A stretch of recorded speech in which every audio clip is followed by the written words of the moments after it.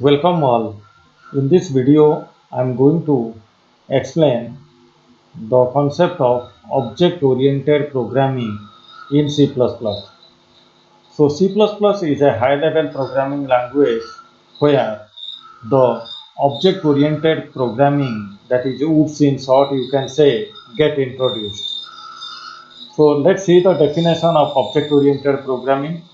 The prime purpose of C++ programming was to add object orientation to C programming language. It means students, whatever the concept was there in C programming, the same thing we are going to learn in C++ as well.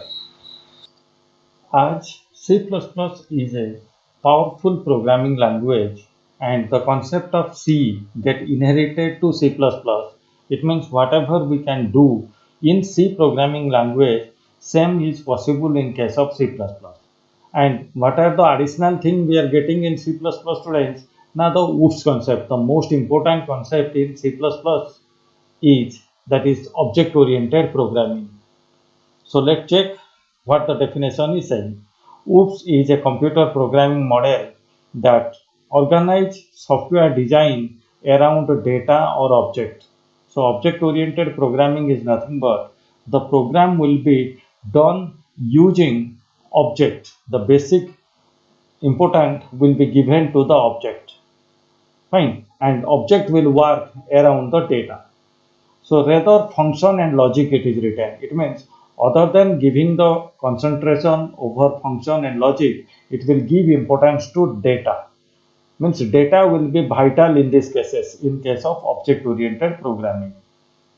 Fine. So an object can be defined as a data field that has unique attribute and behavior. Every object will have an unique attribute and it will have some behavior, means it will have some purpose of work. It will have to do something in the program, which we are going to see little later, so don't get worried for any confusion if you have now. Let's check an example. Here one example is given. A car is an object which has certain properties. A car, because when I'm saying a particular car and I can see that car, I can see the color of that car, I can see that how many doors are there in that car, what is the brand name of that car. So in that case, I can say that car is an object or is an object. It has also certain methods such as accelerate, brake, and so on. Means it can work with, it can function with accelerate as well as brake. There are so many other functionality also it is having. Fine. So let's continue with the next theory. Now it is saying the characteristics of object-oriented programming language. Characteristics means what are the main concepts we are going to get in object-oriented programming. So there are some points given: object, class, encapsulation, abstraction, inheritance, and polymorphism. Let's check them one by one. So OOPS is nothing but the combination of all these. OOPS is nothing but the combination of all these. So out of all these concepts, out of all these points, we have to very much clear about class and object. Thereafter, we can other parts like abstraction, encapsulation, inheritance, and polymorphism will be able to understand. So at first, we have to know about class and its object. Class and its object. I am repeating. Fine. So let's learn what is class. Class is a blueprint. It is a template which containing only list of variables and method. Method means function, students. In C++, we used to say it as a function. So it is a blueprint. It is a template. Fine. It does not occupy any memory. That's why it is written, and no memory is allocated for them. If you declare a class, there won't be any memory allocated for that. It means it won't occupy memory of your computer.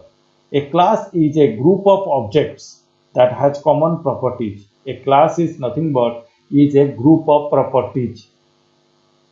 Fine. A class is a group of objects. Sorry. A class has a group of objects and those objects have some common properties. For example, students, if I told that fruit is a class and the object is apple and orange, then apple and orange have common properties, that is color, that is taste, that is price. So that is what. Fine. Next sentence or next paragraph. A class is user-defined blueprint or prototype from which objects are created. Class is a user-defined blueprint. It means class allows us to create our own data type, students. Class allows us to create our own data type. Fine. So from where we can create some variables, that is object. It represents set of properties or methods that are common to all objects of one type. Object is instance of class. If we design a class and from that class we create two objects, so both the objects will have some common properties. That is what we are discussing here. Example, let's check. Consider the class of cars. I'm saying here cars. Cars means any car it might be. It might be of any brand, anything. So that in this case, you cannot particularize a car. So the class is the car is here class. So there may be many cars with different name, different brand, but all of them will share some common properties. Like all of them will have four wheels, speed limit, mileage, range, etc. Mileage, range, etc.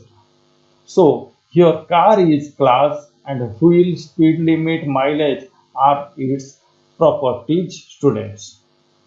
Here car is class. Fine. Means because of we cannot particularize a car. Suppose I will say Maruti. I will say a particular car, like suppose I say Chevrolet. I will say Hyundai. So in this case, it will become object, students. But when I'm saying car, I'm not particularizing a brand. I'm not particularizing a model. So in this case, the car, the word becomes class.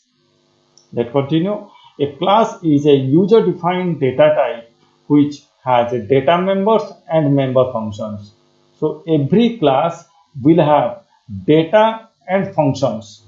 Data and functions. So data is what, students? The variables. What you are going to use in your program. What the values you are going to store in the variable. So that is what data, which you are going to manipulate in your program. And now function. Function will work on whom? Function will work on data. Fine. Both we need to keep under a class. Under a class.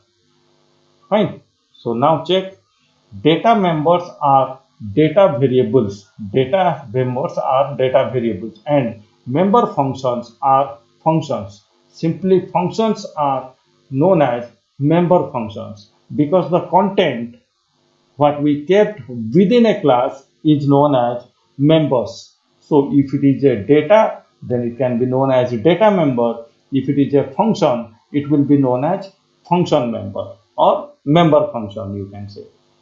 Fine. So here the definition was given. Data members are data variables and member functions are the functions used to manipulate these variables, and together this data member and member function define the properties and behavior of the object in a class.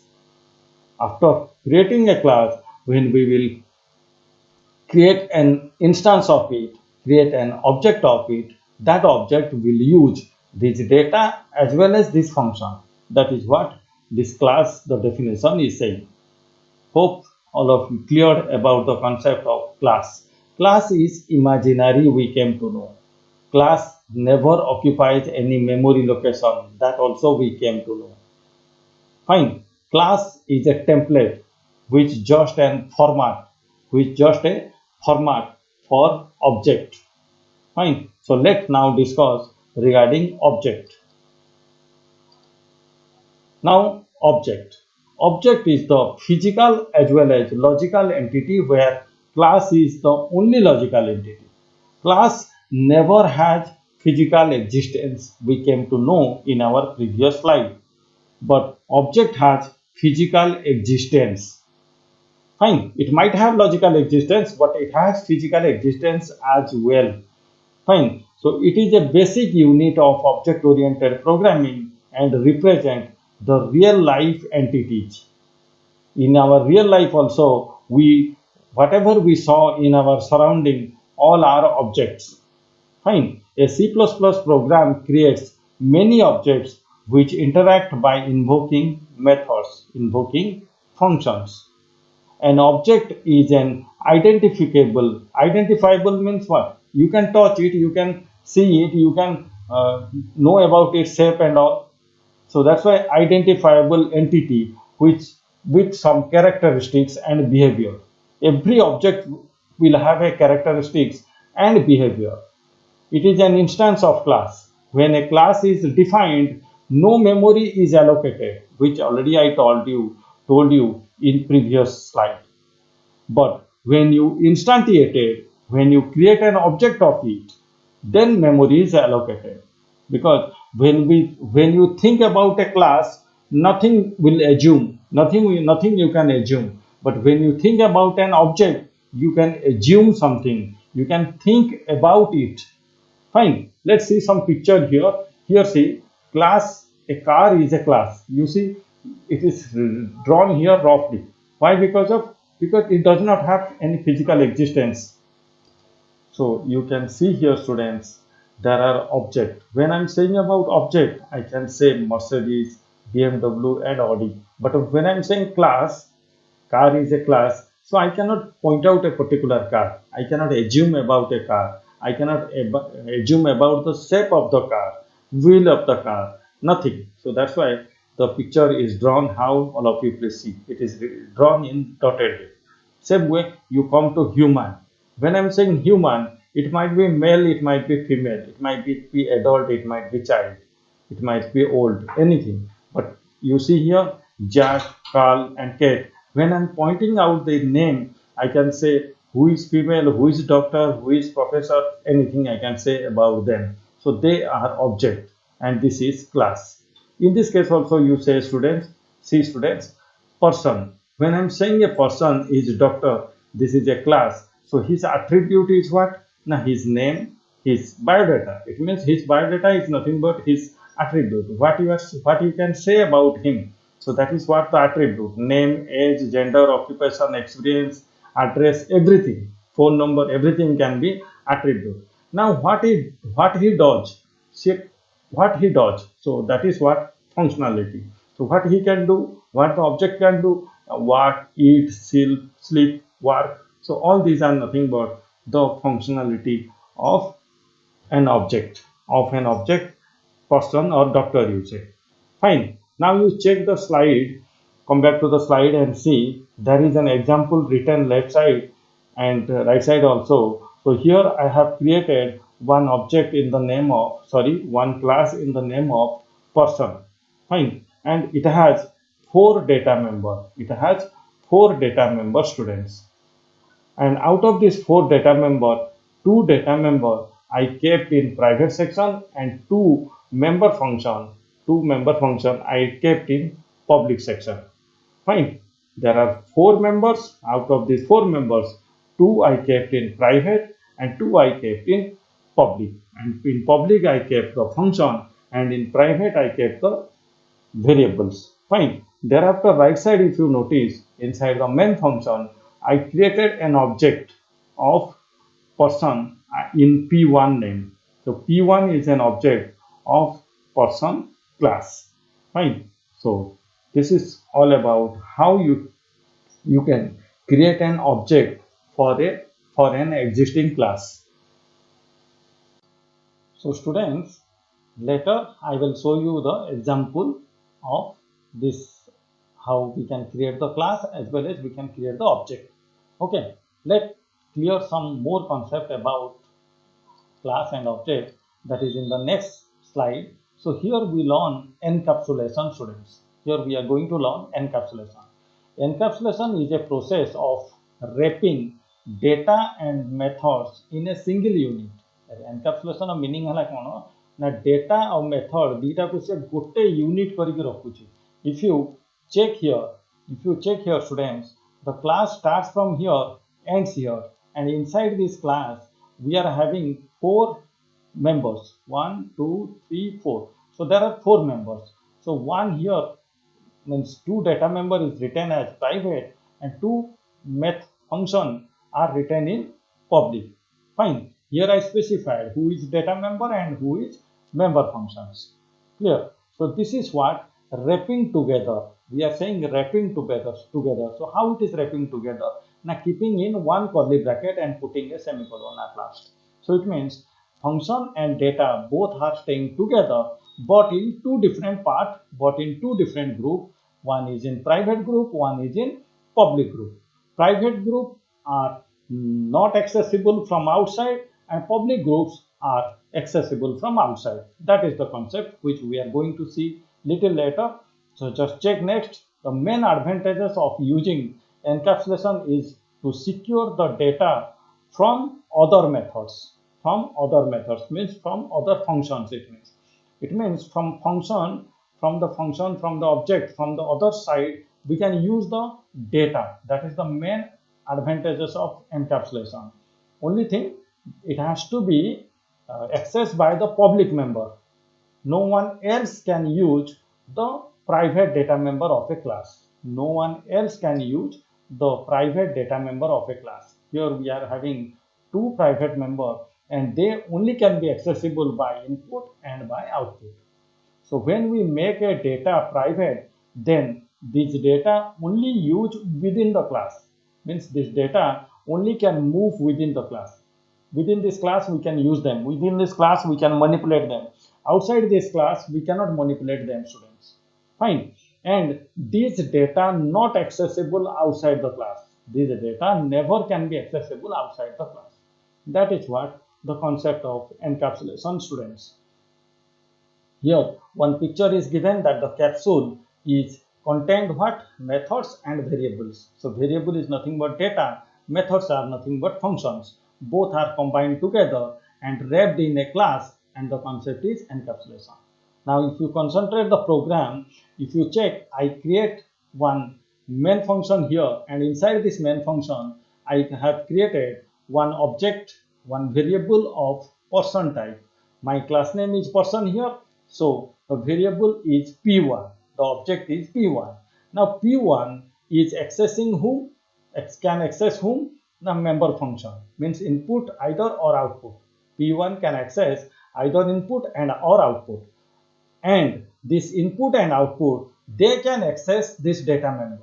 Means this input and output, they can access ID as well as this name. But this P1 never directly can access the data member. So this particular arrow I crossed here, so that what does it mean? Now never P1 can access data member directly. Never P1 can access private data member directly. But the P1 can access the public member, that is functions, and function can use those data member. So this is what the concept, which now practically we will get proof that how it is working. Okay, so let's go to the editor to learn how encapsulation is working practically. Fine. So let's go to the editor. In editor, I will show you the example of simple encapsulation. So I'm keeping a comment here that simple encapsulation.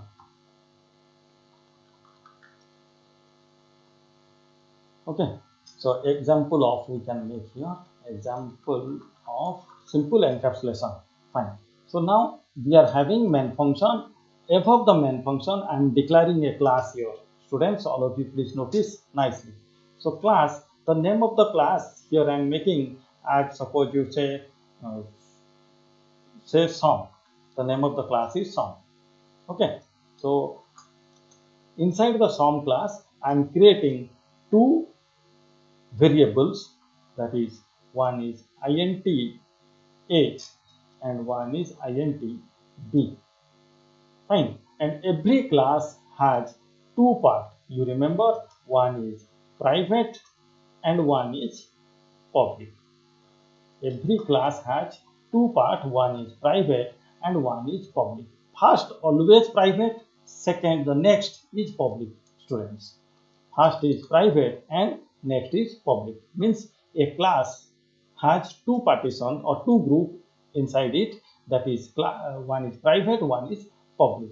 In private, we can specify whomever or whichever we want to protect from outside, whomever or whichever we want to protect from outside.